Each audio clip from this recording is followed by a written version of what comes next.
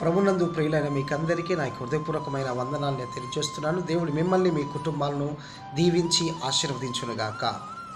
దేవుని బిడ్డలారా గమనించండి, శ్రమలు నీ కొరకే, శ్రమలు మన కొరకే. నిజంగానే ఒక్కొక్కసారి శ్రమలకు మనం తట్టుకోలేకపోతూ ఉంటాం, శ్రమలకు మనం భరించలేకపోతూ ఉంటాం. కారణం ఏంటో తెలుసా? శ్రమలు మనిషిని ఒక్కొక్కసారి కృంగదీస్తూ ఉంటాయి, శ్రమలు ఒక్కొక్కసారి మనిషిని పడగొడుతూ ఉంటాయి, బలహీనపరుస్తూ ఉంటాయి, ఒక్కొక్కసారి దేవునికి కూడా దూరం చేస్తూ ఉంటాయి.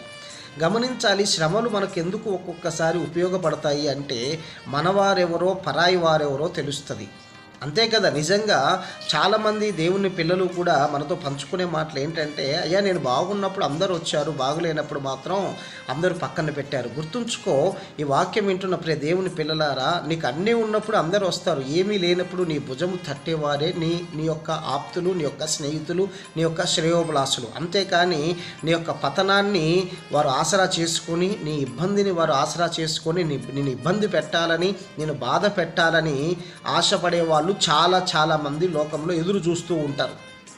శ్రమలు అందుకే మనకు ఉపయోగపడుతూ ఉంటాయి. ఒక్కొక్కసారి ఎవరు మనవారు, ఎవరు పరాయి వాళ్ళు అని మనకు తెలియజేయడానికి, అంతే కదా. చాలామంది కూడా కొంతమంది నిజాయితీ పరులు ఉంటారు, చాలామంది కూడా కొంతమంది దేవుని దగ్గర కఠినమైన ప్రార్థనా పరులు ఉంటారు. వారు ఎప్పుడు కూడా లోకాన్ని, లోకంలో ఉన్న వాటిని ప్రేమించరు. అయితే వారు ఎప్పుడూ కూడా ఎవరు ప్రేమించరు, ఎప్పుడు కూడా కఠినంగా ప్రార్థనలో ఉంటారు. అయితే వారి యొక్క కష్టాలను, వారికి ఉన్నటువంటి సమస్యలను చూసి లోకములో ఉన్నవారు ఎప్పుడు కూడా వారిని అవమానిస్తూ ఉంటారు. దయచేసి గమనించండి, ఈ మాటలు నేను ఎందుకు మీకు చెప్పాలని నేను ఆశపడుతున్నాను అంటే, శ్రమలు నీకు వస్తే నువ్వు ఎప్పుడూ కూడా దేవుణ్ణి నువ్వు ఆధారం చేసుకో. మొదటగా నువ్వు శ్రమలు వచ్చినప్పుడు ఎవరి మీద నువ్వు ఆధారపడవలసిన అవసరం లేదు, దేవుని మీద మాత్రమే నువ్వు ఆధారపడాలి. ఎందుకు నేను ఈ మాట చెప్తున్నానంటే, నీ యొక్క శ్రమలను చూసి నిన్ను పాడు చేయాలని చాలామంది తయారవుతారు. శత్రువులు ఆ పక్కన ఉంటారు, ఇంటిలో కూడా ఉంటారు. గమనించాలి ప్రియ దేవుని బిడ్డలారా, గుర్తుంచుకోండి, నీ ఏడుపును చాలామంది చూడాలని అనుకుంటూ ఉంటారు నీ ఇంట్లో ఉన్నవారే, నీ యొక్క బాధను చూడాలనుకుంటారు నీ ఇంట్లో ఉన్నవారే.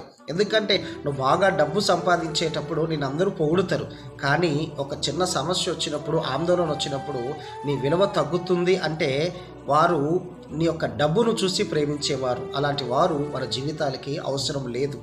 ఈ వాక్యం, ఈ మాటలు వింటున్న ప్రతి దేవుని పిల్లలారా, దేవుడు మాత్రమే స్వచ్ఛమైన ప్రేమను చూపించేవాడు. దేవుడు మాత్రమే నిన్ను ఆయన ఏమీ కోరుకోకుండా ముందుకు నడిపించి నీ జీవితాన్ని బాగు చేసేవాడు. కాబట్టి శ్రమలు వచ్చాయని కృంగిపోవాల్సిన అవసరం లేదు. 3 విధాలుగా దేవుడు నీకు లాభం చేస్తాడు. మొదటగా